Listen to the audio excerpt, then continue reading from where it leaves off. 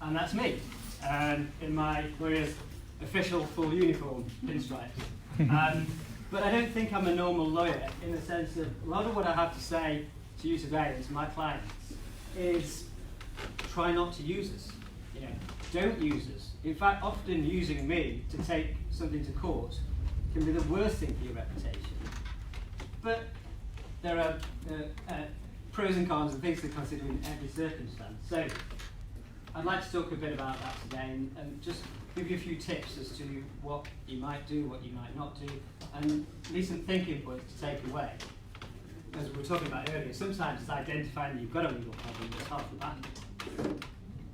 So, I see this area of law, which actually there's no law of reputation, it's all sorts of different elements of law, it's multifaceted and broad, but it really involves two courts. There's the legal courts, and then there's a court of public opinion, and they're inexorably linked.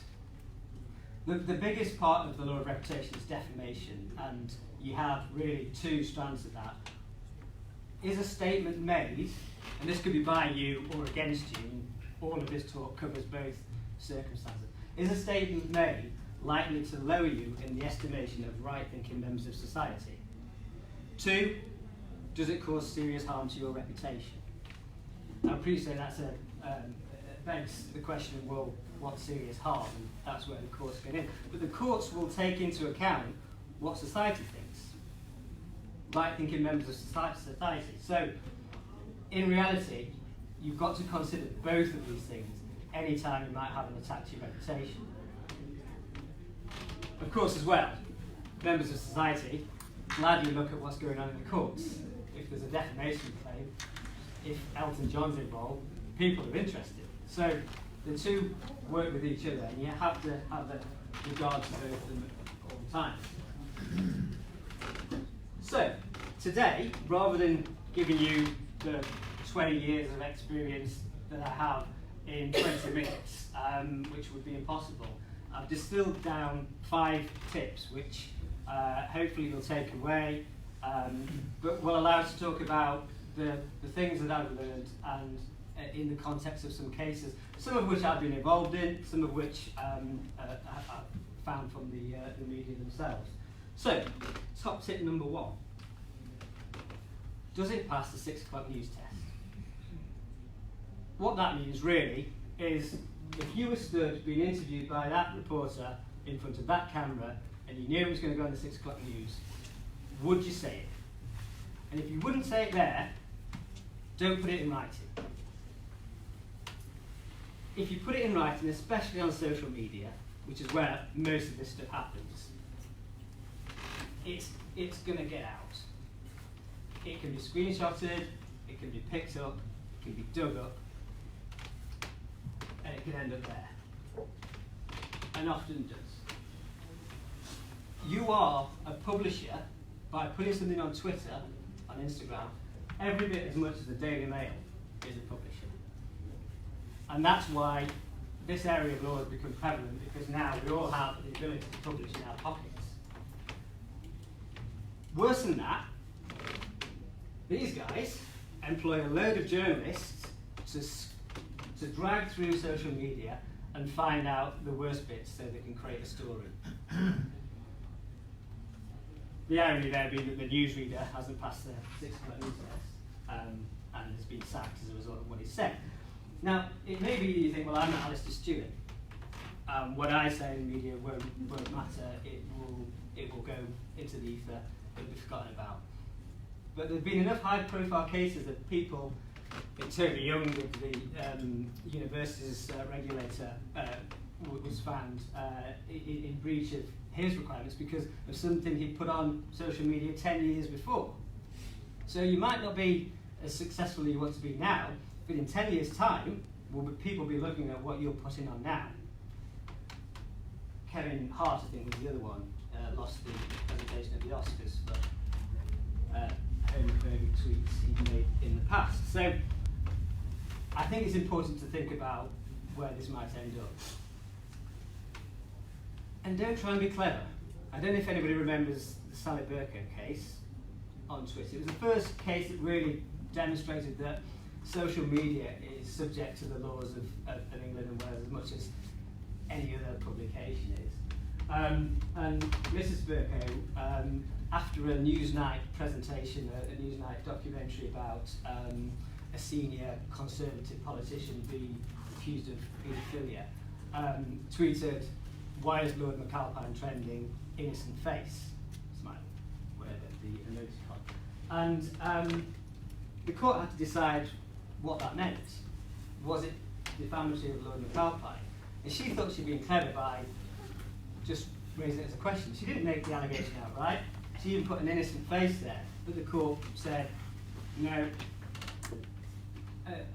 the court has to have regard to who's reading this, and they'll say, well, they're not daft. They can read between the lines. They're not avid for scandal, but they know what's going on. They can put two and two together. And in this case, the court said, well, it's obvious that innocent face was meant to be sarcastic. And in that circumstance, what she was saying was guilty face. And in light of the fact that there was a Newsnight documentary about a senior Conservative, people would put two and two together. And they found that she was in breach of defamation law, and she was ordered to pay damages and costs, quite considerable. Another aspect of this is that quite a lot of people retweeted this thinking it was funny. Well, it might have been funny, but it wasn't so funny when he decided to sue them all. He sued George Monbiot, a Guardian journalist. He sued Alan Davies, the chap from QI. And he sued pretty much everybody. But he said anybody with less than 500 followers, you just have to pay £25 to children in need. But, he still had a case against them. So it's not just what you write, it's what other people have written, and you retweet, you republish, you repeat. So be careful about that. Interestingly, Alan Davies and George Monbiot apologised pretty quickly, and he didn't go after them for damages. Sally Burkell maintained it wasn't defamatory and found herself in some hot water as a result. Now, there's always the exception that proves the rule, and there will be some cases where you have a right or a duty to say something. Query whether you would be saying that to a camera on the 6 o'clock news, but there will be circumstances where you have to say something that's going to cause harm to somebody's reputation, reporting a crime, whistleblowing in the employment context. These are cases, though, where actually you know where you're supposed to be saying it to, and you have a duty to tell them, and they have a right to know. And largely, these cases will be ones where rightly it's not going on to social media and having a pop at somebody or saying something that might, in context, be taken incorrectly. It'll be calculated. But if you're unsure, then you can get advice, you can get protection. Better to do that rather than be sued and have to use a defence that you had the right or duty to say it. Honest opinion's another one. I guess you'll all be aware of TripAdvisor review sites where people could go on and criticise somebody, and that will cause harm to reputation. Now, if that's honest, if it's an honest belief, and you've done it in a way that's obviously comment or opinion, generally you'll be fine. You'll have a defence. But in my experience, err on the side of caution, because even if you're in the right, if you get a lawyer's letter and you have to go and see a lawyer and you have to defend it and even go to court to defend it, even if you win at the end of the day, that's a lot of costs, a lot of time, a lot of unnecessary hassle.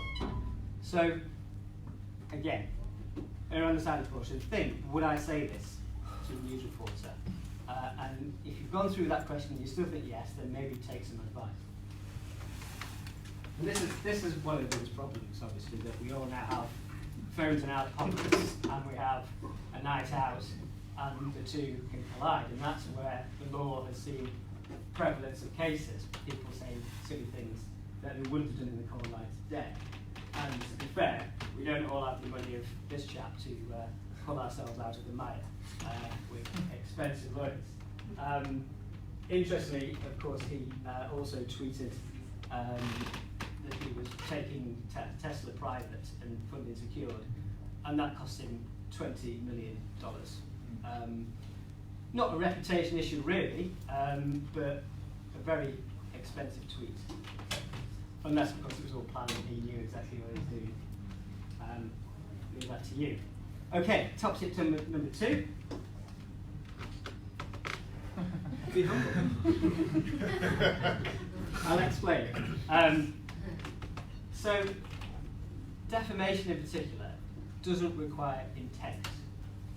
If you said something which you think is perfectly fine and somebody takes offence, the fact that you didn't mean that offence or you didn't mean what they believe to mean won't help you if the court, looking at the ordinary reasonable reader, decides that actually it is defamatory, it has caused damage to reputation.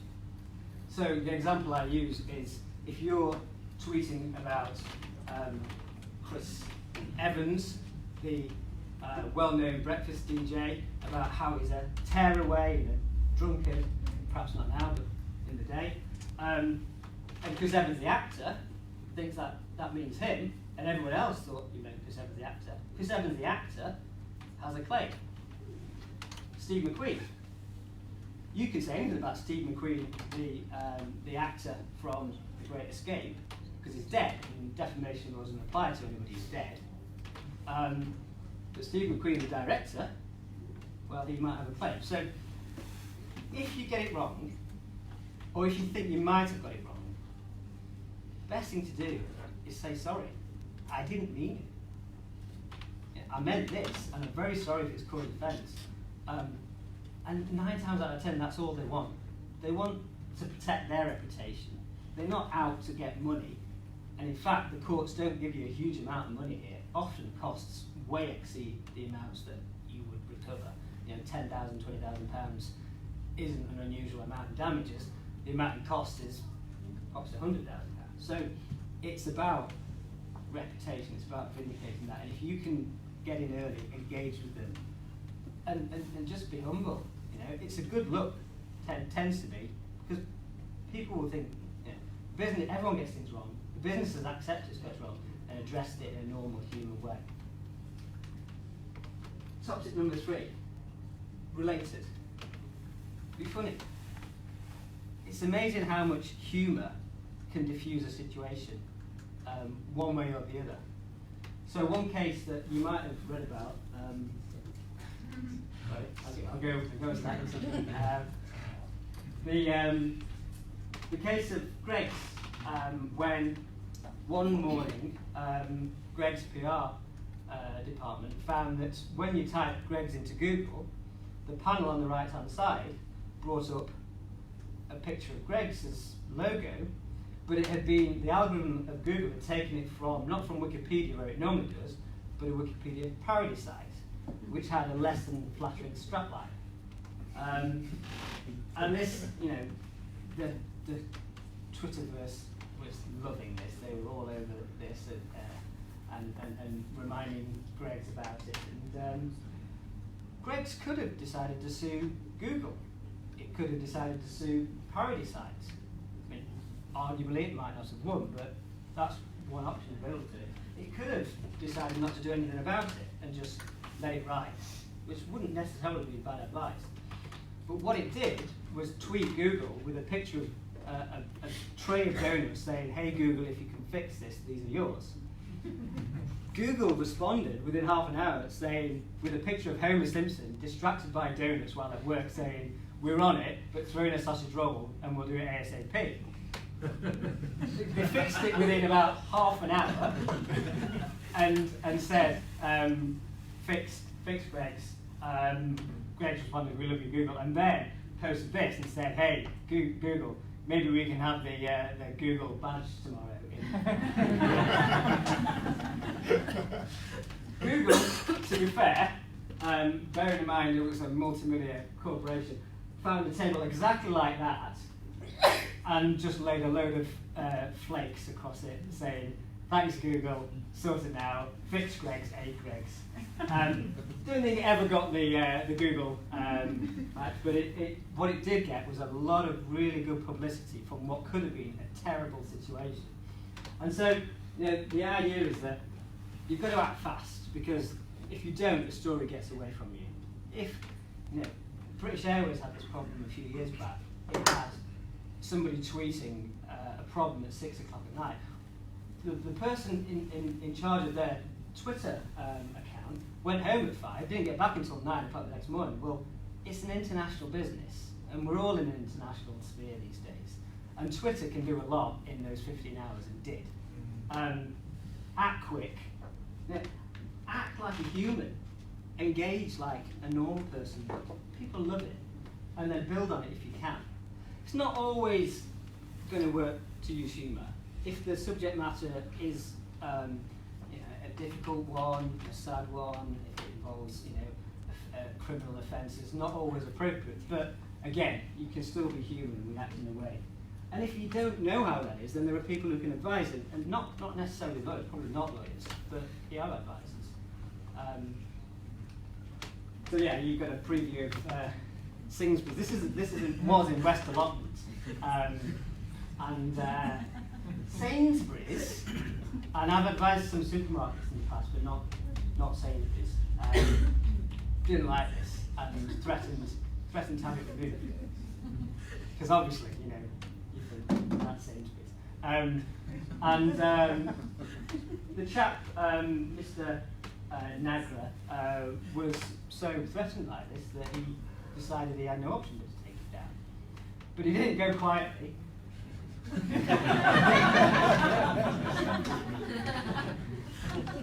And Morrison's loved it. They said, well, obviously he's got great taste. And these two photographs were from the Telegraph, and this was a story in the Telegraph.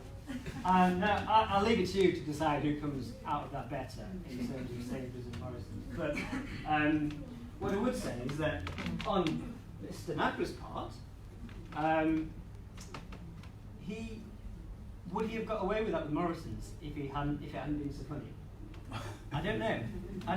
But humour in these situations, from both perspectives, whether you're the person who's been attacked or you're the person chancing your arm, is always a good idea if you can get away with it. Is this not a copyright issue? It is a copyright issue. It's a trademark issue. Yeah. Not defamation, but it's still about reputation. Because there's the reputation of Sainsbury's at stake here. It's what they've gone and done, and it's what Morrison's have done. So, and it's a legal issue.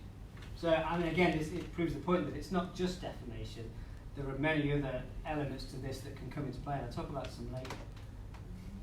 Top tip number 4 or 5, so we get in there. Remember Barbra Streisand? Yes, I'm not going to sing. I'm Morrissey. Sorry. I was an ad-lib, I won't do it again. So yeah, the Streisand effect. Does anybody know? I think one person knows. Does anybody else know about the Streisand effect? Yeah. So it's relatively well known, but not everybody.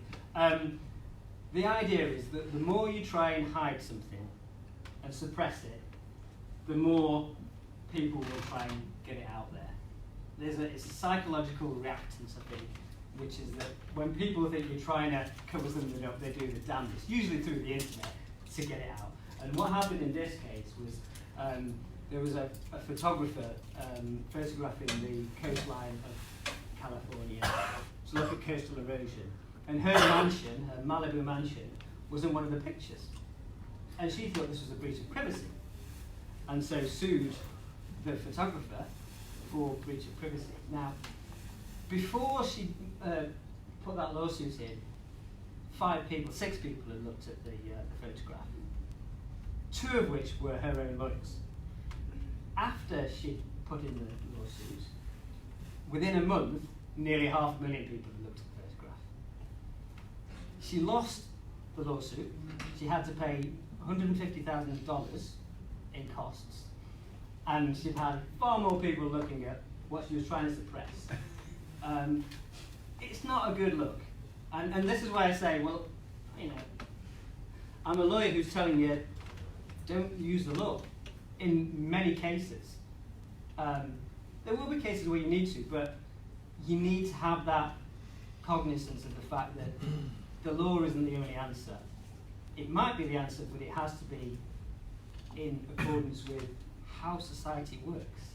And if you don't know how society works, then again, people can advise you on that, but you need to think of both.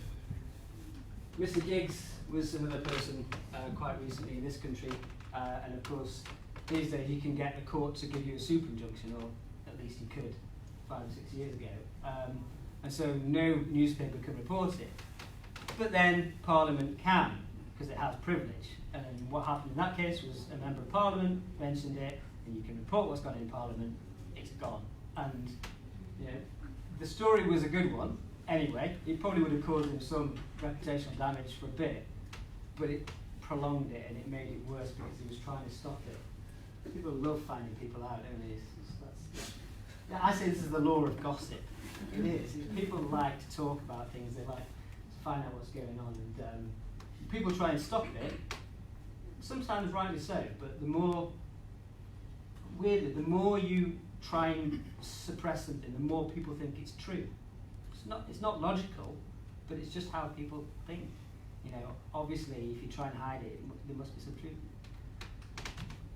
Top tip number 5. That's a shit hot photo. Thank you. Now, do you remember what I was saying about being humble? That's funny. To be fair, you know, I hope that a lot of what you've taken today is that you can engage, you can do things without needing a lawyer. But it's not always the case that you can. If you have a lawyer's letter land on your desk, you probably should take advice from a lawyer. If you think it's got to a stage where actually no amount of humour or apologies will help you, and you have to take it to court, then you're going to need a lawyer. So it is important, but it's more about as well finding different ways to approach, because it's not always sue. It's sometimes, if something's on Facebook, have a look at the terms and conditions. Because Facebook won't take it down if it's defamatory, because they, well, first of all, are based in California, which doesn't have the same rules as England about defamation, and 2, they like to promote free speech.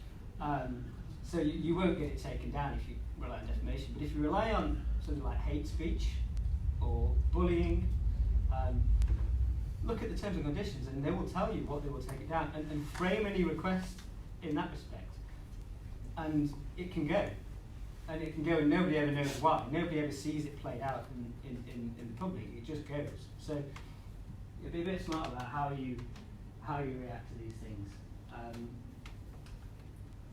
We have other lawyers. This is Keith. He's an employment lawyer. And one of the biggest areas is the fact that often, if you're in a business, you have employees who can cause problems. And they can cause problems in a number of ways in relation to reputation. One, they are brand ambassadors, whether they like it or not. These days, if they're in Facebook and they say where they work, or LinkedIn, of course, they would say where they work, and they go out in their own time and do something silly, then that's going to affect you. And to the point where people in the past have been fired for doing things on social media. There's a chap at Argos who said this place is a shambles, and Argos fired him. What you need in relation to your employees is a social media policy that lets people know what they can and can't do. We've got a pretty good one, a pretty tight one, but you still have to police it. You still have to make sure people are keeping to it.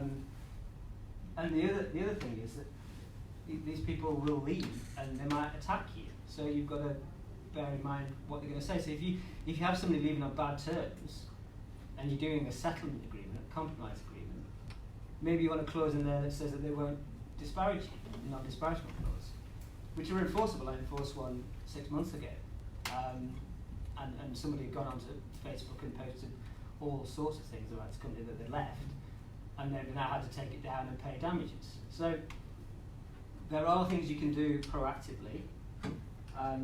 Lucy is our commercial lawyer, who some of you will know. You have maybe terms and conditions with partners, joint venture partners. Even customers you could put a non-disparagement clause in, although I would say if it's standard terms and you put in there, you own distance, we're back to Barbra Streisand again. So be careful about which contracts you have with it. But there are ways to deal with this that aren't simply reactive. And a lot of my clients come to me when they found something on social media and say, get it off, go to court, want an injunction straight away tomorrow. And I can understand why, but it's not possible. There's a law against getting an urgent injunction in relation to defamation rights, freedom of speech. It's a basic human right. And the courts will usually, in the first instance, until it's all properly dealt with in court, allow freedom of speech to prevail. But in the case of Mr. Brand and Ms. Khan, where they had a masseuse around to their house, it's a very rustic brand, and the masseuse then left alleging a criminal offence had taken place, obviously defamatory, but went beyond that, went to the newspapers to say this, went to the police, and just kept on publishing the allegations of criminal offence. Mr. Brand and Ms. Khan got an injunction for harassment, and that has been upheld. So it's possible where the conduct, if somebody's out to attack you, and you get this, you get those people with a feeling on it, and they're after you, and they find any which way they can, and often that spills into social media. If that happens, and they're doing it in an oppressive way, and it's causing you anxiety and distress, there might be another route to get it to stop. Again, obviously you have to bear in mind what the publicity of the court proceedings will do to your reputation. And then, largely just because I like this photo, there's the GDPR announcing tool as well, which seems to pervade all our lives, all our business, but there is a right to be forgotten, a right of erasure, if you will. Give me a little respect. So there are a number, a multitude of different elements of the law that you need to be aware of, and it won't always, and it often won't be a case that you're going to go to court and you're going to have loads of legal costs. But a half-an-hour conversation when something like this happens, and believe me, if it happens to you, it with a foremost thing in your mind, because if your reputation's at stake, it's pretty horrendous. A half-an-hour conversation early on about your options is a good idea, and often it can be dealt with pretty quickly, and in 2 weeks' time, actually, the worry's gone away because it's never normally quite as bad as you think it will be. But make contact with people who can help you, PR professionals, other people who know about how these things work online. If you don't yourselves, I'm sure most of you do. Just be ready in case it happens, and give us a call if you need to. That's me. Anyone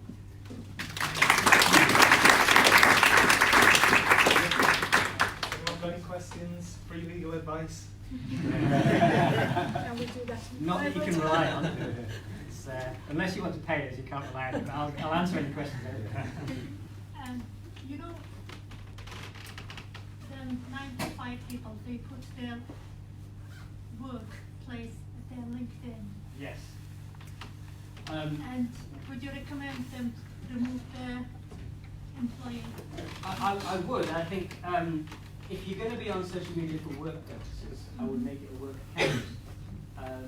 I know certain platforms allow you 2 accounts, others don't. I would demarcate what's personal and what's private. But even in your personal accounts, even if you don't mention work at all, but people know where you work and you say something, there's a possibility that you might be breaching your social media policy. So you need to understand what's in the policy. And again, it's about reputation. It's about making sure that you don't do anything which might affect you professionally as well. So if you're going onto Facebook and saying things about your work or about competitors, it's not a good look, I would say. And if you're doing it in a work context, it's probably as much an employment question as it is a reputation question. If you're doing it in a work context, have you gone beyond the realms of work? If you have, you might be alright, but if you haven't, and the realms of work do, the tentacles go quite far, you might be in trouble, and your business might be in trouble. So basically what you're saying is, like LinkedIn accounts, that doesn't belong to the person. They put their employer's name. That's a very good question. And again, often comes down to the contract that you have with your employer as to who owns the LinkedIn account. I would argue that it's personal because actually the LinkedIn terms and conditions say that the account's personal to you. But if you have entered into a contract freely that says that you will allow your work to control it and amend it and delete it if you leave, then that's probably enforceable, and you might have to set it again if you leave your previous employer. Thank you. Okay, great, thank you. I've been sending every single month consistently excellent advice from different people from Sydney, so that was excellent as usual. Okay, our next session is all about the High Potential Startups program. So Kieran's going to run this session. Yeah. Justin, are you going to get up as well and do something? I have an update as well. Yeah. He's going to do it as well. Yeah. Right, do you want to come up and? Yeah, we can do that. Right, okay, big round of applause for Kieran.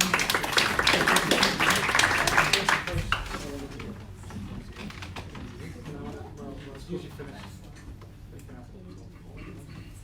Okay. Right. Hello, I'm Justin Suter. I work for the North East Local Enterprise Partnership. The North East LEP essentially is an intermediary between government and business. So we have a program called High Potential Startups. It is accepting expressions of interest right now until the 19th of February. We have a program offering which comprises coaching, workshops, mentoring, investor relations, social and peer support. It's delivered by Kieran and colleagues who Red Kite Innovations. So if you want to build a business which is pre-revenue, which is going to turn over £1 million after 3 years of trading, we'd love to hear from you. The 2 entry points, basically freestanding startups, and if you're doing new product development in established organizations, we're also keen to support you with that as well. Okay, so that's probably it for me. I was practicing my pitching this morning in Hexham, and apparently it was 59 seconds. So hopefully I've just about kept on time. Right. Okay. So just if people do want to register, there's the website, obviously highpotentialstartups.co.uk. Okay. So the process is you go to our website. Please read the FAQs, the frequently asked questions. And there is a form at the bottom of every page. You will go through, we will get an email from you, my colleague Christy will get in contact, so she will be calling you to organise a telephone conversation, which is typically 20 minutes long, so that we understand what your business is, what your situation is, how, where you want to take this, and probably 4 more other questions. But essentially, that's us. So Kieran, could you just introduce yourself and then describe what you plan, and then maybe we get a show of hands about how many people want to stay and what we want to take part in. Can do that. That'd be good. We should have planned this a bit better, because I thought he was going to speak for a lot longer than just 59 seconds. And he said everything I was going to say anyway, Justin, now, so we're a bit stuck, aren't we? No, I'm joking. Don't panic. So yes, my name's Kieran Parker. I'm from Red Kite Innovations, and I've been doing this kind of thing for about 5 years or so. As an organisation, we've only dealt with companies in the north. So basically that's because we're based in Newcastle, and we've also got offices in Leeds. So essentially Our job is to support you to go through your programme of either taking you through a startup phase or into the growth, as Justin has said. The only thing that we've ever done is actually this kind of work in terms of Red Kite. So we've always been involved in SMEs with a variety of sectors.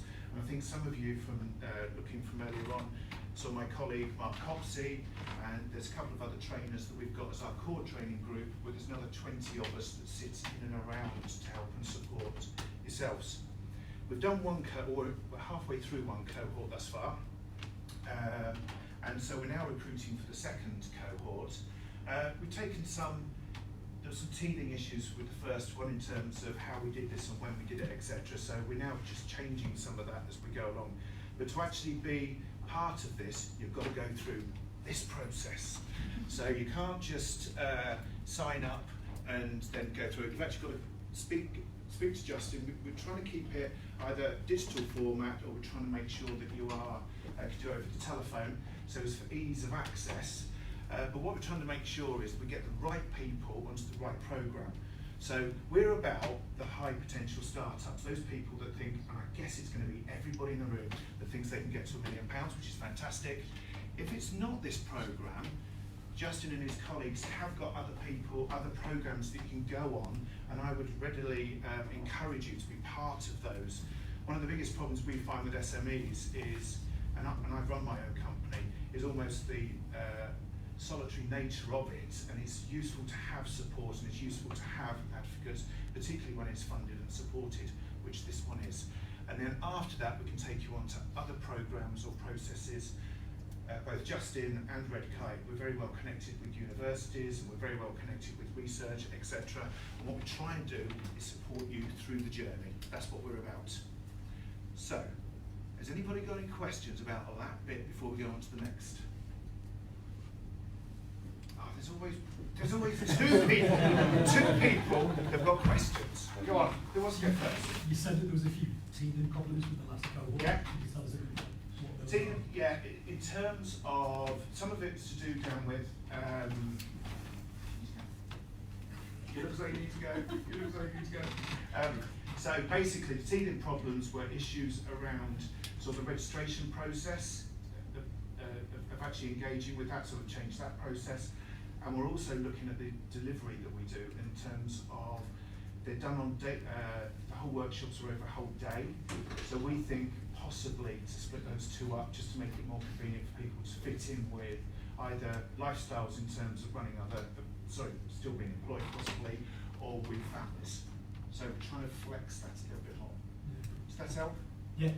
We do listen to our customers, we do try and we don't always get it right from the outset, and that's why you just got to sort of see as you go through. Yes, sir. You mentioned that you've got two sort of programs on for the £1 million turnover. Yeah. I think I'll talk about the other one. I personally can't, but there's somebody that can. Okay, so I think the question was about 2 entry points into the programme in terms of what we're expecting of, in terms of trajectory of the people who join our programme. Is that right? Well, okay. People that come into the start, if you're not going to do the minute or something, sorry, I misunderstood your question actually. Because you were talking about these two sort of products that you offer, entry points, as you're talking about. Right. One for the companies that turn over $1 million in the past 2 years. Yes. And another one which happens afterwards. Yes, and that's what just said. Right, Basically, okay. the non-high potential. So I think the aiming point is the same for both ways into our programme. So if you are working for established organisation and you're wanting to bring this product and service to market and stay an employee of that organisation, or you want to spin out, for instance, we will assist you, Red Kite will assist you to do that. We will apply the same approach with a tweak because you're in an existing organisation to the support that we give you. So we're seeking businesses which will turn over £1 million after 3 years of trading, and there are 2 entry points. One which is freestanding startups who are doing it on their own. Maybe it's a solo founder, or there's a team, say, to 2 or 4 people. So that's one route, and we're working with people who we expect to be turning over at £1 million after 3 years of trading. And then we've got a team on our program with 3 founders, and they're going to spin out, because they've got an existing, but basically in business already, and they're going to set up on their own, and they're going to basically go from there. Does that answer your question? Yeah, because Cool, thank you. So there was only 2 questions, wasn't there? Is anybody else going to, oh, there's a third one. So pre-startup, I'm already trained, or technically trained, Okay. very early days. That's still fine. Right, okay, so the way that the program is structured is it has eligibility criteria, and one of those criteria is that we're seeking businesses that are pre-revenue. So we've got a company on our first cohort which did a test transaction. However, if you've already started trading, I would say that bluntly, sorry, you're not eligible. If you started invoicing. Okay, so other eligibility criteria are that you're resident in the North East LEP area. So last evening I was in Wynyard Hall, that's in the Tees Valley. It's a different administrative area. So resident in the NE-LAP area, you're going to found your business in the NE-LAP area. There's a website you can go to, put your postcodes into to check that. We're expecting you to at least have a good idea about what you want to do to employ people, 1 person in the first year, and then I think 3 or 4 after 3 years of trading, and then there are 7 of them. So I'll stop there. But if you go to the website, this says, am I eligible? And there's a list of them there. Did you do that while I was just like, I looked around and there they were. Just happened by magic. Right, okay. You didn't do anything. Okay, so I speak a lot, so it's probably time for me to stop. So please carry on. No, so I'll just like I should this be side more over here. dramatic, shouldn't I? Yes. So any other questions at all? Yes. Sorry, just picking up on that last point, just on that last point was about pre-revenue. How do you square the circle that you need to be pre-revenue yet have a growth potential of £1 million over 3 years? One is speculative, one is concrete. So how do you square that circle? How do you say to a company that says, okay, we have a dream to go for 1 million, but you don't have any proof that you're going to get to 1 million? There's a gap. Okay, so so I'll respond, Roger, and I'll do my best to be concise. Okay, so I spoke with a fantastic founder the other day. She wants to set up a zero waste grocery store.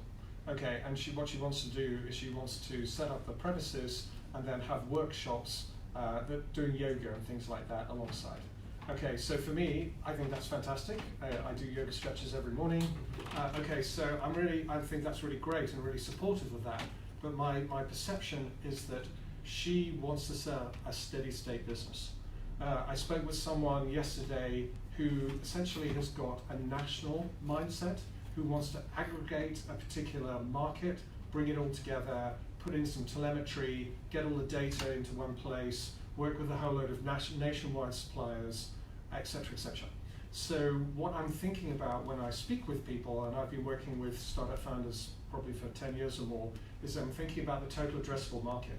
What is the size of the market that's out there that we can target, that they can target, and then how easy is it to monetize that market? Because if there are lots of moving parts that you've got to connect together, actually that's really difficult.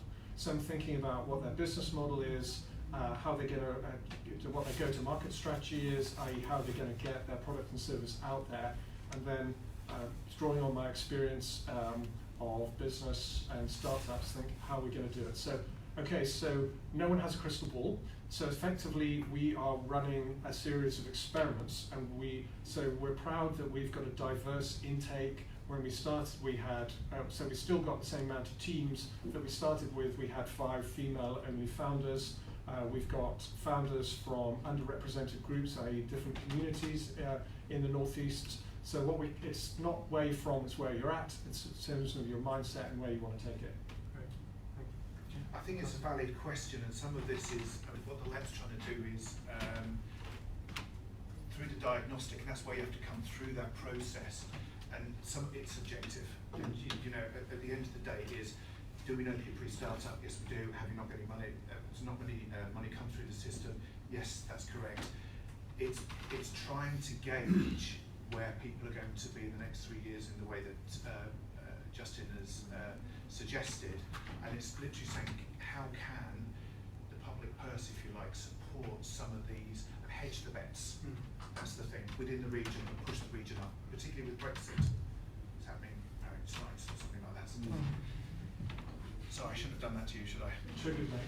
Right. Any other? Oh, yes. So this program, is it first year? Yes. It's the first time we've run it. First year. Yeah. So Suki, okay, this is our second intake. So the program as a whole, High Potential Startups is going to run until the end of December 2021. It's funded by the UK taxpayer, so it's ring fenced. So we're going to run 5 intakes. This is intake 2. We're going to have something like 15 solo founders or teams on each intake. Okay. I was just wondering, has anyone reached that 3 million turnover in 3 years? This started What type of, in December. No, where was this? No, it started September. like, September. based on your experience, Yeah. is it We possible? won't be able to answer that question. We are literally too early in the process at the moment. Right. The first cohort was October, November time. So we're literally we're not a quarter in terms of time away, in terms of months away to the start of this. Okay, can I respond in a different way? Okay, which I think is complementary. Okay, so we have, so what we're seeking, so the phrase that I've come up with is cohort dynamics. So we're seeking teams which are going to work with one another, or they're going to complement one another. Most of the teams have different trajectories. So we're sector agnostic, which means that it's not just digital. So we've got some people designing a electric powered cart which will deliver parcels for the last mile in cities, because that helps with emissions and traffic flow and stuff like that. They've come up with a special container to go on that. So they're really early stage. Okay, so we've got someone else who is post-revenue. So Tom's post-revenue, he's selling cosmetics online, and he has this roadmap to build out from there. So he's post-revenue. Then we've got some people who want to create vegan food stock up on in the plant-based valley. So they're speaking to venture capitalists. We've got Sustainable school uniforms. yeah. So we've got okay. So they're probably Gin post-revenue. distilleries, yeah. Okay. So what we're seeking to convey is that we've got people who have got different growth trajectories, and they're going to get to market in sort of different timescales because where they are in their development process. We try and work with people like that. Okay, so we do have people who are post-revenue, but coming back to my response to Margit, okay, so it's like venture capital. What you're doing is you're making a calculated bet. You're taking a risk on building businesses with people who seem to have what we perceive are the right combination of team, ideas, market, that sort of stuff. Any other question? It's not because it's more kind of background to it, because this is based on research as well, isn't it? So some research was done into what traits scale-up founders have and businesses have. So it's kind of like reverse engineering what success looks like, increasing the chances of hitting that £1 million turnover within 3 years. Yes, and it's trying to support people through that journey from taking people from their destinations and coming up with some frameworks that there is an academic rigour that sits behind what we do, and we try and take people through a flexible framework to suit where they're at as either individuals or as business. Yeah. So that's the purpose of the workshop, is to get the concepts over, and then we use the coaching to actually contextualise and actually say really focusing on your businesses. Okay. Is there any other question? I said this from the start. Two questions. Is there any measurement against profitability? Is in terms of what? In terms of the programme itself? No, in terms of get to the million, what is the profit criteria of that? Well, it's actually looking to get, it's looking for potential. It's a bit, go on, loose. No. That's the first time we've ever done that. That's maybe 50, I'm getting there. Okay, so I'm personally very aware of that. Just no, that was fine. Yeah. Any other questions? Is that £1 million turnover under 3 years or just 1 year? It's 3 years of trading. So it's across the 3 years. Okay, so it's from when you start trading until the 3 years after you start trading. So people could join our program and they could start trading after the program ends.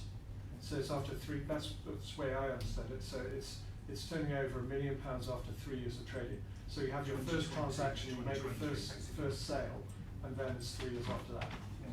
But the target is £1 million turnover, because the thinking is that if you've got that much turnover, you'll be creating jobs and wealth and growing the economy. So you could hit the £1 million turnover. You could hit the £1 million turnover in a year or 6 months. Yeah. Okay, so can I add something else? Okay, so with the North East Let, we have a scale-up program. So essentially what we want to do is we want to create a pipeline of businesses, pre-start, start-up, and scale-up. So, Alan, you deliver on the Scale-Up North East program? Correct, yeah. Okay, so we have a program which essentially what we're wanting to do is find, work with, and get started away who can then move on to other programs. I was speaking with Jonathan Lamb last evening at the Entrepreneurs Forum. They also have a scale-up program. So essentially what we're thinking as a LEP is that we want to create a pipeline of businesses. My colleague Colin Bell, who's head of business growth, talks about a ladder. So essentially what we're wanting to do is through this process find the new scale and sustainable businesses of the future who will then create the more and better jobs, which is our sort of lodestar. I'm not going to ask him. Hey, I can keep good talking. Any more Hello? questions? Yeah. Any more questions? No? Right, so. This is Well, I said arrogant, but do you accept contributions as well? I'm not talking monetary. Sorry, can you start again? Do you accept contributions as well, or do you have your own experts, consultants, business coaches? Okay, so the question is, do we have our own roster of coaches, or do we accept other people who could support the businesses in our program? Okay, so I had a conversation about this earlier on, okay, so we have a route for businesses on our program to find support and sort of consultancy and assistance. And I'm assuming that's what you're speaking to. Okay, so Scale Up Northeast has a provider program, and the way that that we as a sort of Quango work is that we want to have a procurement route, and the way that you as a consultant would get onto the roster of people who'd be considered would be going through the Scale Up Northeast provider program. I think that's what it's called. Does that answer the question? Thank you. Great. Solutions provider. Solutions provider, right, okay, thanks. Right, okay, so you have the talking. What's that? You can do more talking. Okay, if you encourage me to do more talking, that's dangerous. Is that it? I would say so, yeah. Okay, so what we thought, just to give you a feel for how we do things and what we do, we've got we thought we had a bit longer to do this if we're really honest, but I'll try and do this as quickly as possible. We use a system of frameworks called canvases, which are based on the business model canvas and the value proposition canvas. Some of you may be familiar with that. So what we thought is we'd just give you a feel for how some of this works in relation to what we've got. I'm looking at them down here. It's called the opportunity canvas, and it actually comes from a piece of text called the Art of Opportunity. And we use this as part of the program just to say, just to help crystallise your thoughts and to get you thinking about how the idea of the business that you've got there at a very top macro level, you can start crystallising and almost explain in the elevator pitch if you like. And it does help in terms of then investigating these things further. So what I'm going to do is we'll hand these out. If you're not interested in doing this, then you can leave the room. That's absolutely fine. Or Okay, so NDA, is that the reason? say again? Is it NDA? okay, so, It's just I just want to hand them out. so folks, Paul said we potentially got until 4 o'clock, but we're assuming that most people expect to leave around 3 o'clock, because that's what normally happens. So we're flexible, but Kieran needs to catch a train at 20 to 4, I think. So he needs to go in about 5 minutes ago. well, no, about now. Yeah. But Mark's coming back, I think he probably is. So I'm going to stay around.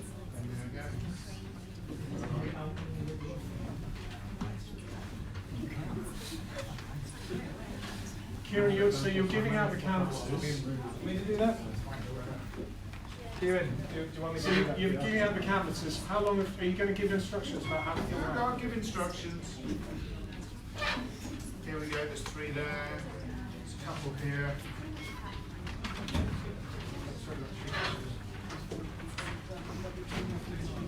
Yeah. There's a couple here. There we go, sir.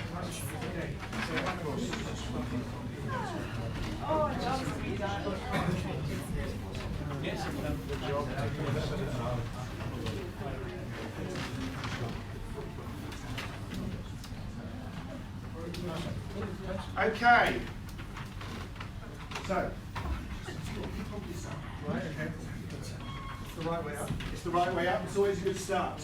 So, you've got a business idea, and my beautiful assistant here, who's holding up the canvas for me, is what this tries to do is to get you think through the process. I was educated at a business school, so there's these vast business plans that we were taught to do, and nowadays the process is trying to get things down a lot quicker and basically use visual tools and to try and articulate what's going on in your head first before you go on to business plans. So the first thing is, if you look on the broad columns here, we've actually got what is the opportunity. So when we're talking about the opportunities, what is the idea? What are you basing your thoughts on? The next column is, how are you going to do that? And then the next one is, why will you win? So as we look at these individual ones here, so what is the opportunity? The first one is to actually look at your customers. Who do you think your customers are going to be?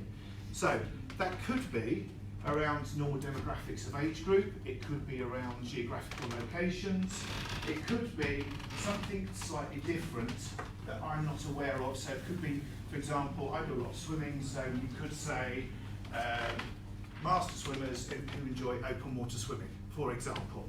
You could have multiple customer segments. Yes, indeed, thank you. And you could have people in terms of swimming, in terms of leisure, competitive, etc. Genius. Yep.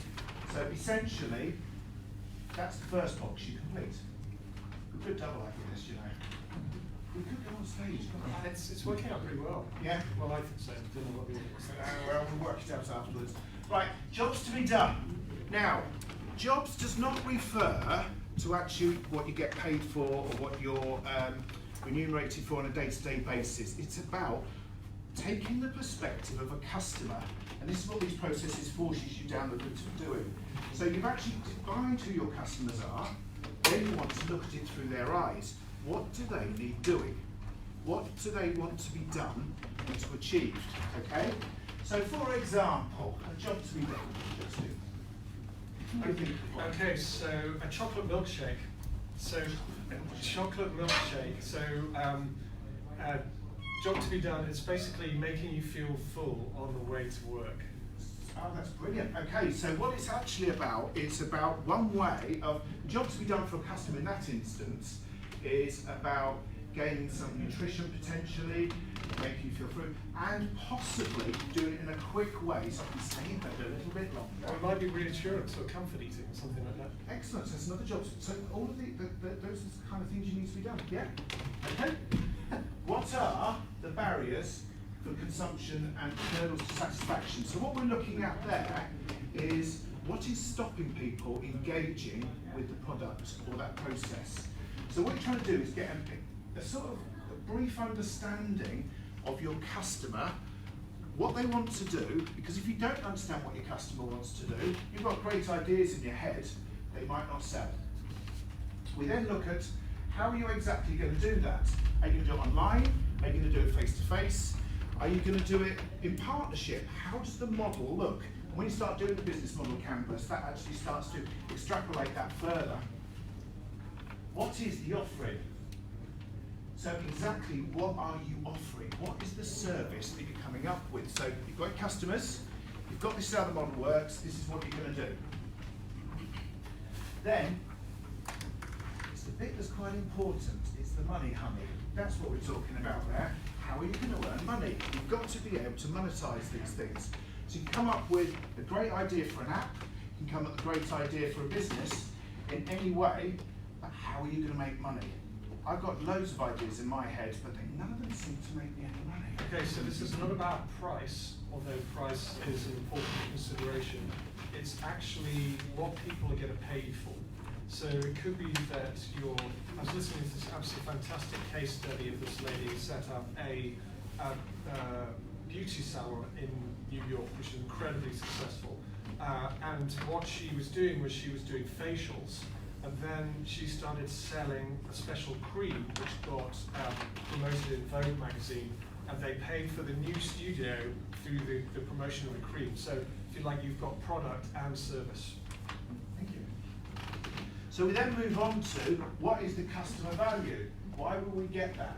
What are you offering that's different? I suppose you could call it USP. It's not a way of looking at that. The USP is unique selling point in terms of marketing. Then on top of that, we've got to actually look at the resources that you've actually got that's actually going to bring that business model into play, and how are you going to create value to actually generate money. And on top of that, which fits into the ecosystem, is what's going on in the strategic context of your world. And it's roughly trying to map that out and to look at those opportunities, look at your opportunity in a full context. I think the most important bits is that bit there, these first two columns. So what we'd like to do, Justin and I are going to go round, is start filling those out for your business idea and see where we get to. I would suggest you get to between 3 and 5 points on each one of those. Does that help? And how long have they got? Not 10 minutes. Okay. 15 minutes. Okay. Okay. And then what are we going to do after that? No. Okay. Cool. Process. So use tables, anything you want, and go from there. Okay? Nice one. Good job. There we go. Any ideas? Anything you want to talk? You can use these models in any sort of form. So you've actually started. Well, I'm just taking this from the same level and applying it to So essentially, it's trying to break it down. It's not the business a lot of times. It's based on new things that we do.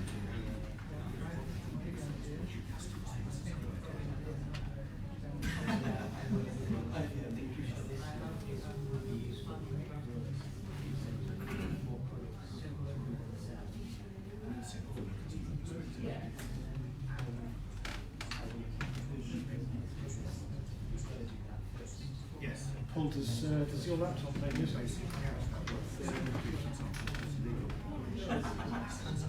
have legal advice. You're doing more of it online. So Does it go through the speakers? we'll digitize that process. I just discovered this. More about trying to get it. It's like remixed. So it doesn't go through the app?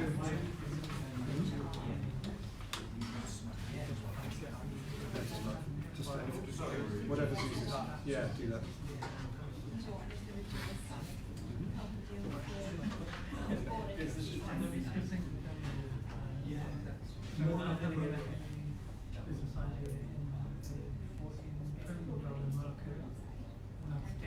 You should like that.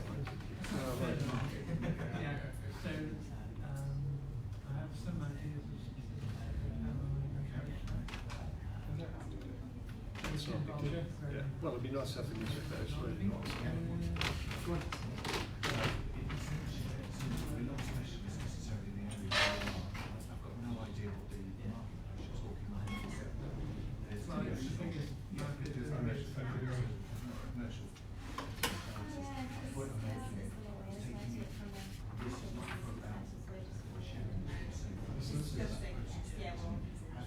Okay.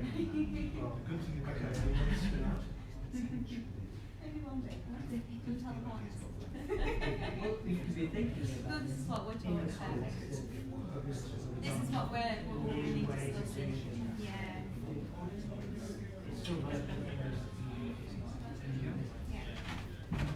So, okay, so what happens if being certificates? So what you do, this is the thing that's right for your show, right? So turn that on.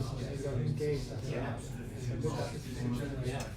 Opportunities, take advantage of opportunities in that structure. That's what you do. So you've got all your initiatives. You've got a couple of people who are always taking the case.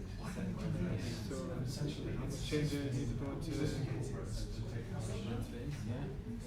Okay, so I think I've probably just broken everything off. Quietly. Another third party. Yeah, I'll come out.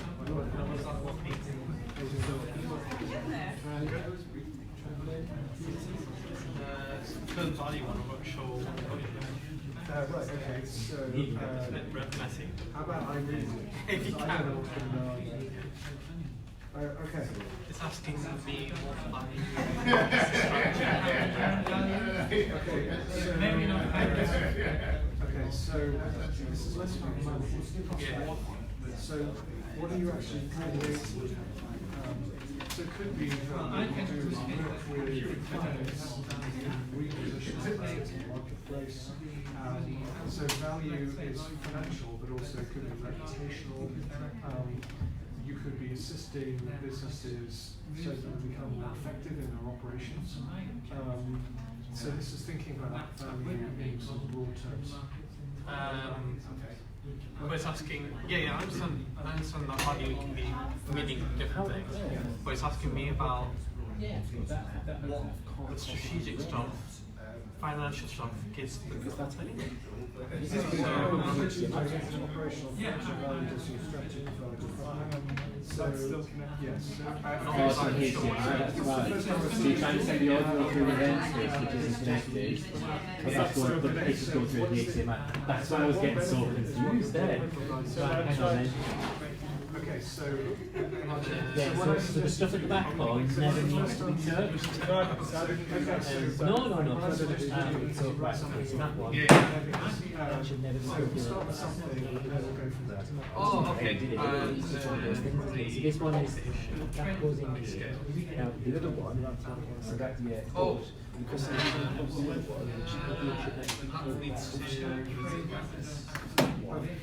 okay, so possibly just what we have for this unit to the projector. I understand. Yeah, so somebody in the video we touched base last night where I wasn't okay. so probably just trying to so yeah, when I plug this in, Apple TV will come on. So if you done what you did last time. Hi, I'm Danae. Nice to meet you. You're Danae. right, I'm just yeah, how's it going? Yeah, really well. So I'm doing a legal data platform. Okay. Actually, it's just shame I live in Edinburgh, so that would be perfect for your pre-revenue high growth thing. Okay. But yeah, so legal data platform focusing on employment law to begin with. Okay. And looking to create something like a payscale.com, like an Experian model. Okay, so I know Experian, but I don't know. Oh, okay, yeah, so Experian. You give data to get data, and then they also aggregate publicly available data. Okay, and then people can make decisions on the basis of that data. You pay, corporates pay. Okay, so Danae, is that what you pronounce your name? Right, okay, so It's muted. right, okay, so who's the target? So I think, so employment lawyers, both client and employer side, would be able to use this. Okay. As well as in-house counsel, and I think there's Okay, also, so it's B2B. yeah, B2B, sorry. Right, that's okay. B2B, I do have a B2C element that we're playing with, but for this I'm doing the B2B stuff. Okay, so this is The B2C side has just launched as an MVP, and MVP. yeah, Nice, okay.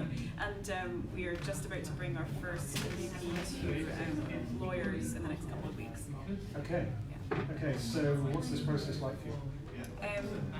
The process of the business, or the Bringing it to market. oh yeah, it's a lot of shoe leather. Okay, so it's hard work. Oh well, yeah, totally, yeah. But so I've been meeting a lot of employment lawyers. I did a few discovery sessions, quite a few discovery sessions actually. Understood what they were looking for. Okay. So we looked at what data sources, realized that we could aggregate so- and kind of add so insight basically- on so the that's data. So that's what we're focusing on. Not yet. I don't know how much they can do. Okay, how do you know? So my plan is to put it in front of them, so that I actually, first I need to understand, This one is this should be in there, and the one that Okay, should yeah. So I'm trying, I'm still, Okay, problem solution phase. Yeah. Is this a problem or yes, exactly, product market fit is each data has solved? exactly. And then business model fit is will we make a profit? If you solve this problem for you, absolutely, yes. Okay, So I'm still in problem I mean, it's been solution fine today, phase but it's right now. okay. Do you have a product pipeline? Do you have like functionality? Okay, so what I'm encouraging you to consider. I was going back. I'm sorry, because So I realise you're trying to get off. No, but I love this. This is Okay. great. So first discovery, okay, so if you go to a software as a service platform, typically they have a series of packages. Yep. Okay, so what you could do is you could create like an entry level, advanced level, medium package, and then ask people to I think it's enough. and then essentially say, so you like the advice, right? Okay, so how much will you pay for that? And they'll probably go, no. Okay, so will you pay like £1,000 per seat per month? Okay, so you can pay that. Right, okay, so how about like £200? No. Right, okay, so £100. Okay, so essentially what you're so you have the sophistication, so okay. I used to work at Free Agent. Oh, right, okay, fine. So I think it's less about anchoring it. So this is my discovery. So how much is too much and how much is too little? But essentially get them to choose what works for them. This is super interesting because what that eliminates as well is the question of would you pay for this at all? You're actually asking a different question. So it's a presumptive. You'd be doing a presumptive question. Yeah, I'd say so. Okay, so I think. So it's probably better to ask. Do presumptive close on. Yeah, They say, and they'll basically tell you, so I've been in workshops. Okay, so you want to find people who actually will use it, and then the next thing is will they actually pay? and do you think, so I'm, in the next few weeks So this is a framework for a series of experiments to find, if you like to. So this is about you getting an understanding of the kind of landscape. Yeah. What's going on inside you. Yeah. And there's no right answer. So do you think, when you say a series of experiments, so let's say 2 weeks' time I'm going to be sat in front of an employment lawyer who originally gave me the idea to build this thing. I show it to him, I make sure that this is actually, problem solution fit. Right. Do I do price discovery at the same time, or do I come back next time? Do you think that's the right time? Straight answer is I'm not 100% sure. Okay, however, there is a podcast I listened to in the last, like 4 or 5 years ago, and this guy, it's probably called, there was a consultancy called Simon Kucher, and there was this person with like an Indian sounding, or like a name from the subcontinent, who's written a book about pricing. So he said basically ask people about pricing straight away. Okay, that's really helpful. Can I So hold that. Okay, so yes. So.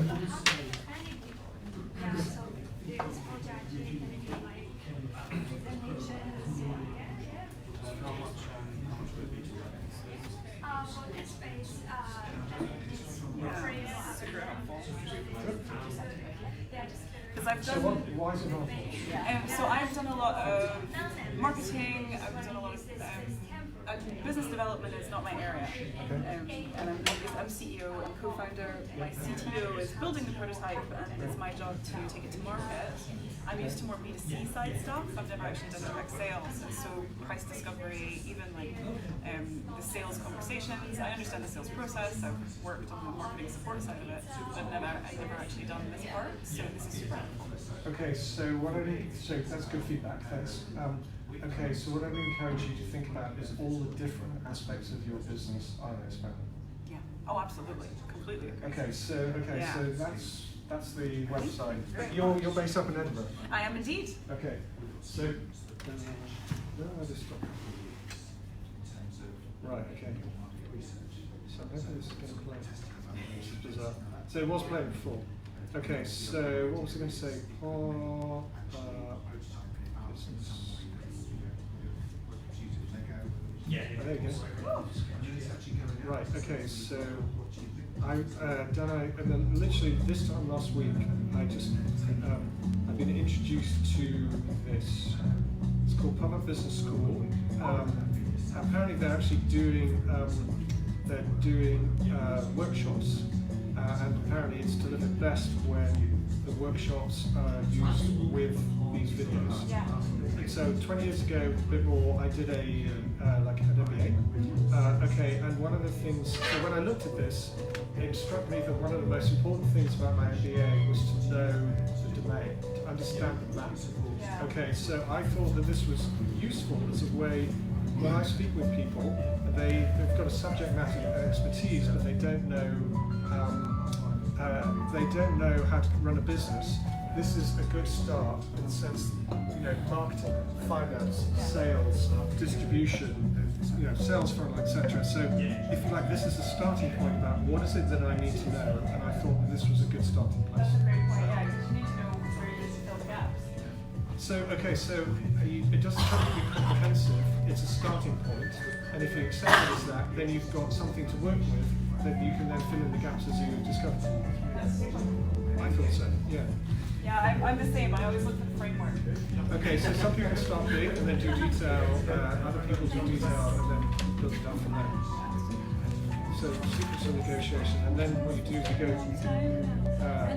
there's a page, there's descriptions, and then, and then there's, you've got a video. I'm going to add this to my Coursera. That's what I'm really excited about this. Okay, so the people who are doing it, so there's a lady called Amy who works for these people. Scotland, oh my god. Fife. Okay, so the trouble is you have to be, so they'll be running workshops there. I think the challenge for you would be that you might have to be based there. So it's about CLLDOs, which is a sort of administrative unit. Okay. Okay, so this is Amy who I've been in touch with, because she's head of events. They're coming up to Gateshead.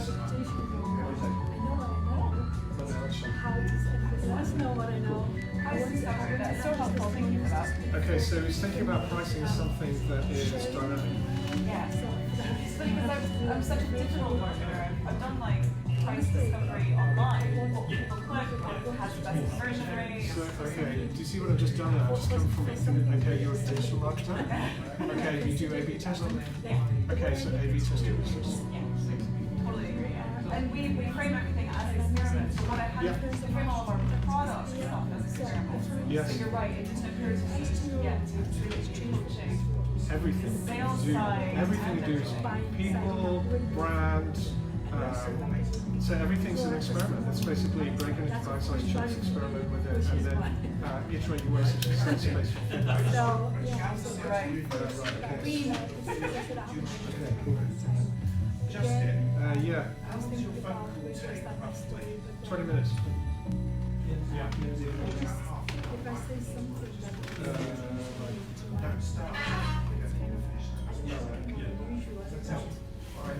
get it to be remembered. Oh my goodness, what have you been doing? Carolyn,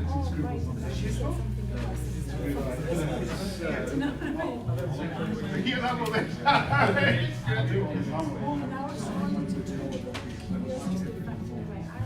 Okay, so this is University. okay. So I'm pretty sure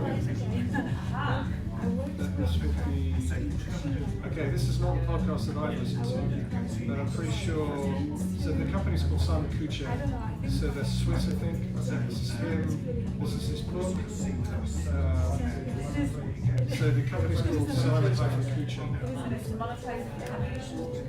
Yeah, I'd say so.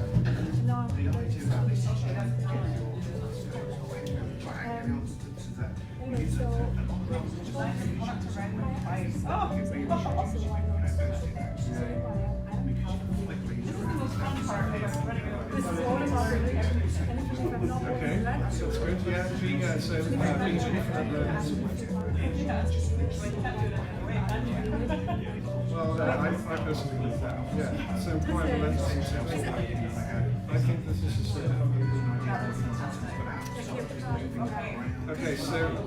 okay. So probably don't read it. So find a podcast.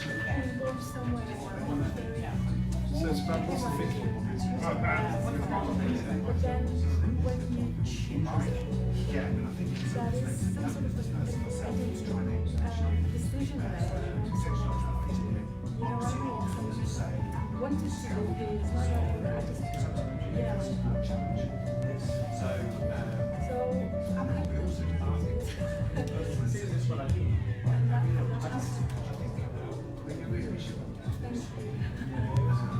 I was very surprised that I just approached it like really, and I just said what I do. I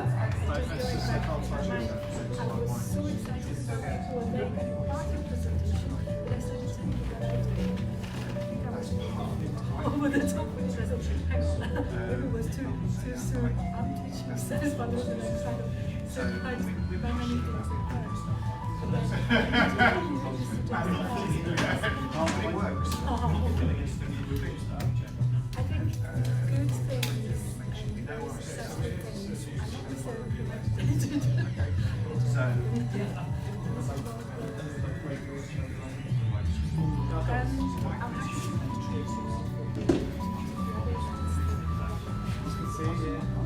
That seems to be a bigger.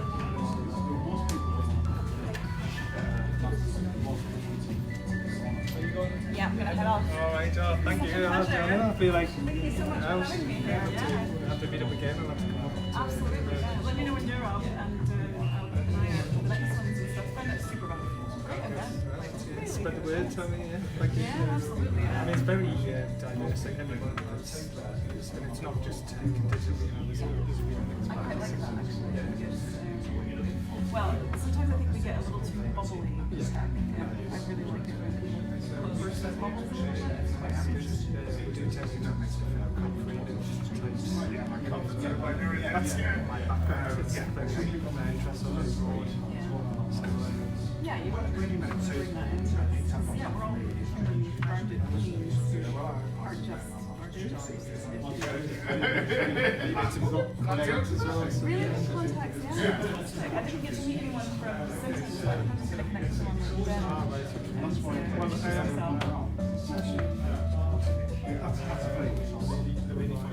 Oh, was she the one who asked me a question? Was she an employment lawyer? The God. Would you introduce me? I just introduced. I just wanted to say thank you for bringing her. We connected to each other. It was such a pleasure to meet you. I look forward to speaking to you soon. We'll have a lot to discuss. Yes, absolutely. Thank you for coming. No problem. You can just introduce her to me to her. Just a thought. Target for today. Yes, do you do anything with like quick match or if they so I've been playing around with the idea of doing something. Never did that. Did it. I do that all the time. I'll go up and introduce myself. Yeah, so I'm not decided whether I will do it or not. I do it all the time. What I've thought about is it possible to outsource it? Like to someone like yourself who knows how to do this copywriting, who already knows how to do it. So I'm just starting your agency and I pay you.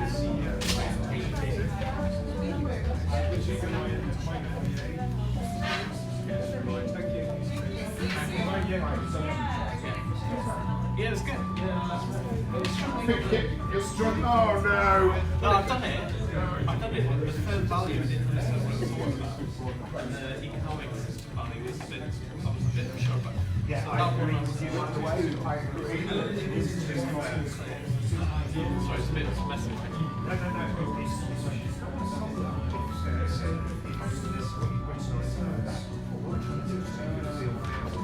Yeah.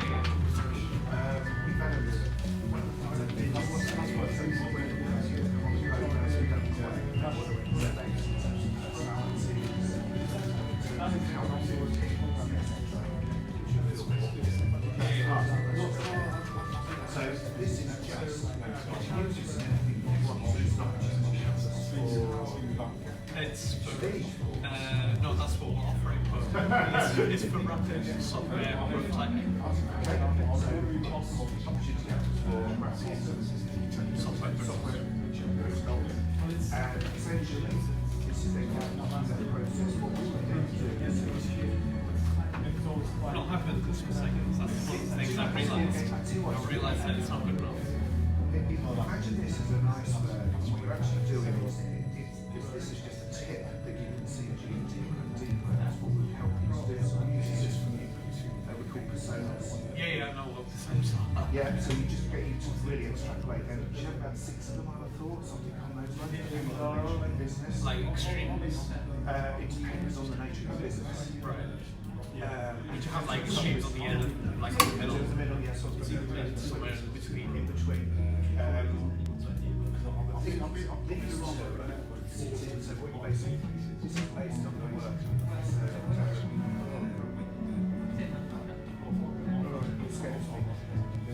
Did you pass away that guy? Yes.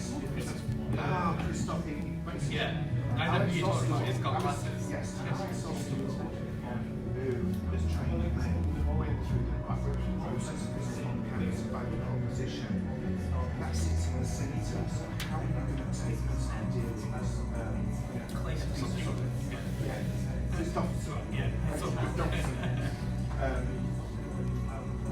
Anyway. Yes, so basically it's based on carbon. What he's doing that value software to develop that. It's been business has been about 10 years. Yeah, I've got the book. That's what we're talking about. Successful entrepreneurs and small businesses, or small business owners, want to find their success and failures as a story. And then we drop it down into basically what they would need to families professional guidance with both writing and then marketing. They're all tools to get you started.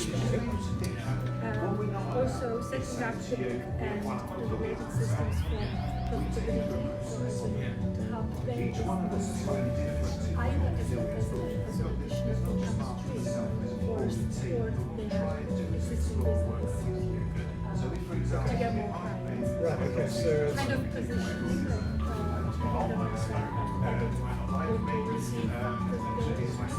So this is quite crunchy in the sense that it's very focused in terms of greater income. Right. Sometimes when you speak to people, you have to ask them why a couple of times I was going to realise that. But actually, when they say, well, it just means that We were actually based in Yorkshire and Oh, that's pretty well not. yeah. They will also be needing support with promoting them as well. Okay, sure. So that's kind of My name's the main Archie. steps of the job that needs to be done. Partly our Barriers team. to consumption and hurdles to satisfaction. We're looking. I would like I EDRF funded think there was a project third one, I didn't have enough space to put the third connect with one down, academics but within the to me university. personally that might be And the primary one one. of my line managers asked just to get connected with you guys, high growth people, but also find out whether there's potential possibly to have co-created events that we're doing. That would probably be best contact for the level. They've got a meeting going on next Monday, so I'm just telling you. What I have to offer, as opposed to you can potentially one Oh, that's not right. Okay, so Judith, but that's my problem, not the customer. I think so my take is there are two types of entrepreneurs. So I call them crazy entrepreneurs and I've been told that non-crazy entrepreneurs. someone in that left. Okay, so there are people like Lord Sugar, Richard Branson, and it seems as though an entrepreneur equals someone who's larger than life, an extrovert who does crazy stunts and basically takes, like hot air. Sorry, I'm not So, okay, so my take is that okay, so that people who maybe they're technology based, the stuff that Red Kite do for us is about learning entrepreneurship and learning how to be entrepreneurial. Okay, so it could be that the people that you want to speak with are the solution persons. Okay. Yeah. Or they've got someone to invite. Yeah, exactly. It's just No, I'm looking for the super people like myself who have a story to tell. By sharing that story, that would both inspire and encourage people to do that. But it would also give them a little bit of aids, if you will, as to how it's done. And the many challenges they were facing in their own journey. So can I ask you a refresh? Okay, so I have a book which I started reading but I've got through. It's called The Storytelling Animal by Jonathan Wilson. So my understanding is that we as humans connect most readily with that story. But essentially we understand things, we take things in more readily if it's structured. Kira's going to make the train in about half an hour. Quite a good time. So, okay, so how about what you do is you work with existing entrepreneurs. I work for Conaro, which is a year. Because I think that people, so my lead is that entrepreneurs don't think like co-creative events, shadowing, things like that. So if you were able to work with entrepreneurs, to be able to tell a story about their business and be able to convey the job space again to people trying to get done with their business services, yes, I'm interested. Oh, that's good. So you know. So they could be writing but in a sense, what I'm hearing from you is almost they're writing their book in retrospect. Okay, so therefore we need to find successful entrepreneurs who can actually tell us. Yeah, I appreciate your time. Thank you. Yes, out of some sort of, Yes, it was. Yeah. That's the hero's journey. Yeah, we haven't done it before, so we just thought, try it, see how it goes. Also, I would encourage those who are in the middle of, building their business and their So they can be writing videos. Yes, but I would. Are you off? Right, okay. Yes, but I'm focusing on. Yeah, I think that's basically promises. Who do you need? So Judith, sorry, I'm interrupting this, but hopefully I'm talking about what platforms would you use to... It doesn't necessarily have to be stakeholders. It could be, well, I need Joe Well, Block. not digital. I mean, obviously I would be using the platforms Okay. but I would Alternatively, it could be events like Okay, so the reason I'm asking the question is a slightly different motive. Okay, so this guy called Rushmore, he wrote a book called Lean Startup, or about Lean Startup, Lean Startup is one of the methodologies that we collectively use with our startups. Okay, so it's Have a good weekend. Kieran, thanks very much. Yeah, well done. We didn't get around to it, so it did. Yeah, it did. So it's connected with people telling stories. Okay. When I disappeared off of these Oh, wow.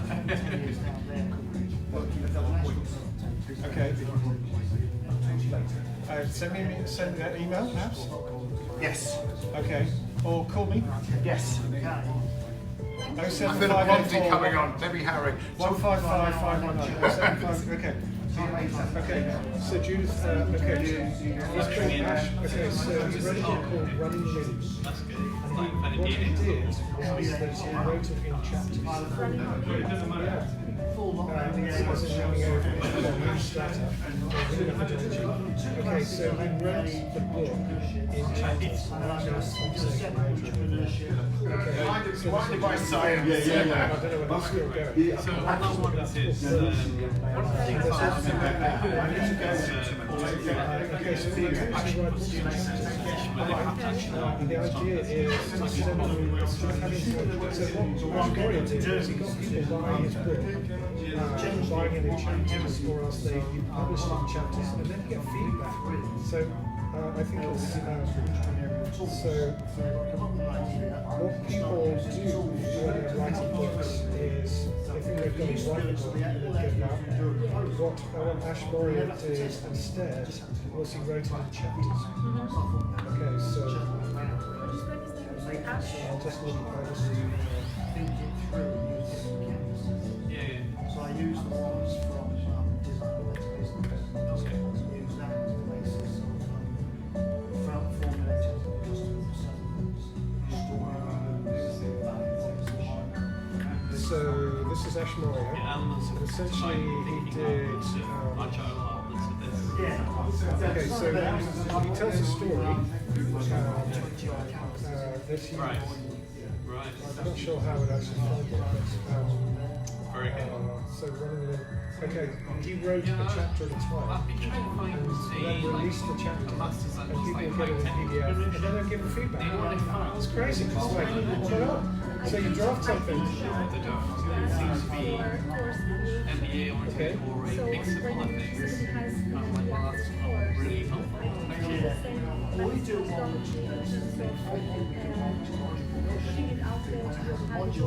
Yeah.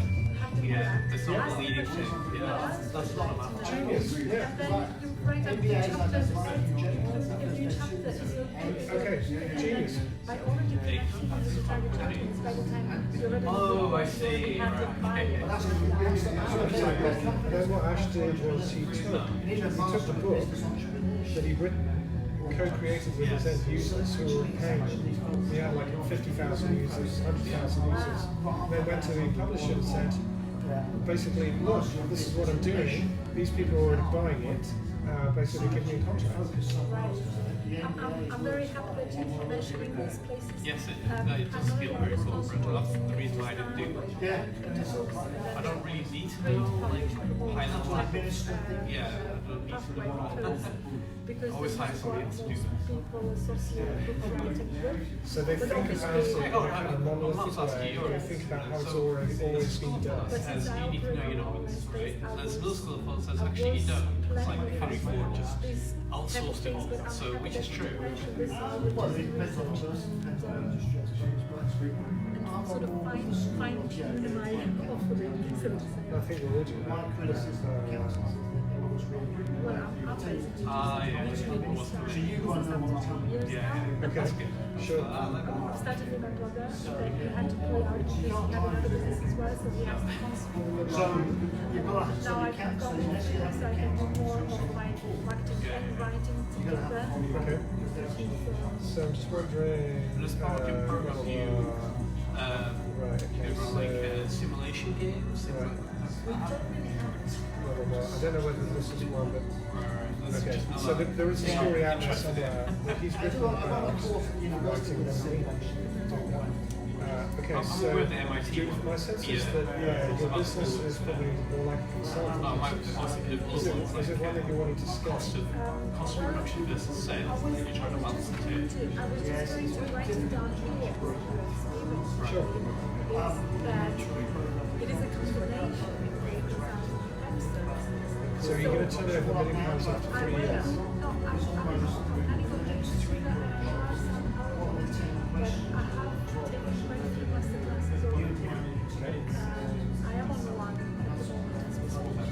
I'm going to go to this the bloke who does that story, does the workshop for that story. Is that the screenwriting? It's okay. No. No, this is technical practice that I'm He's very much, he's a much more, he's basically his business very much okay. So his business is basically charging other people, which is genius. Yes, but I was thinking to actually more product because that's academic knowledge from university, I'm very happy with it. So this is done in a business way, literally focus on how to How are you going to get to 50? Yeah. I've seen that method before where you're like, okay, you start with numbers, you work backwards rather than having a number that went forward. And then it's really interesting. It's like, oh wait, now I need 250 million of this. Right, so you can empathise with people and basically tell their own story. Because you can't get the first 10, you haven't worked that Cool, out. okay. You're not going to So get this would 200. have been my That's really USP good. to the fact that I combine the two. Because Okay, that's most very good. most consultants just be consulting, they just be telling, or you can just buy courses on how to write a book. But I don't just tell or help with how to write a book. Okay. And I do that professionally. I do that professionally with a diploma in it. But then I do it in a business way, of like a very business focused way. Plus, I add the services because I have over 15 years in marketing experience to back it up. So I would literally be building the funnels for them to So sell their book. do you build the author platform? And then become a CEO. Well, not one platform to suit all, but one individual to everyone. Because then, if you're writing the book, you might want to have your own funnels and do whatever you want with it, for your own audience, for your own business. Okay. And I did build that already, so I already have client testimonials backing up. Great. Okay. I just want to do a little bit more. One of the books that I recently helped with was for an author client in South Africa. She specializes in property. How do I contact you? A card or? Two books Oh, basically. Christmas. One called Christmas. which is an entrepreneurial book. Walk with it. The other one she's written herself about her journey about property investing. Sure. And I helped her with the whole process. And Well, CC my line manager in, but it won't be today, it'll probably be Do you next take week. commission? No. Okay. And then I'll leave it into his hands what he does with it. Yeah, I think that I Durham. mentioned Okay. the manifestation That's is good. for an author Thank who you very much. No problem. it's not even printed and she's making money with it. That's amazing. Yeah.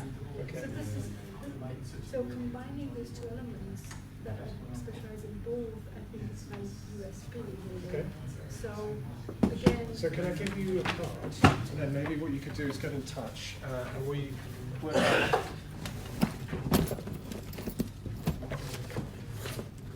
I have to apologize for mine. Okay. This is homemade. Sure. No, I've done that. I'm moving house. I didn't have time to prepare with everything in time. I've definitely done this. It's like also you get the scissors out or the guillotine, and you. Well, I thought it's still better than nothing. Can you give me a help in there? Sure.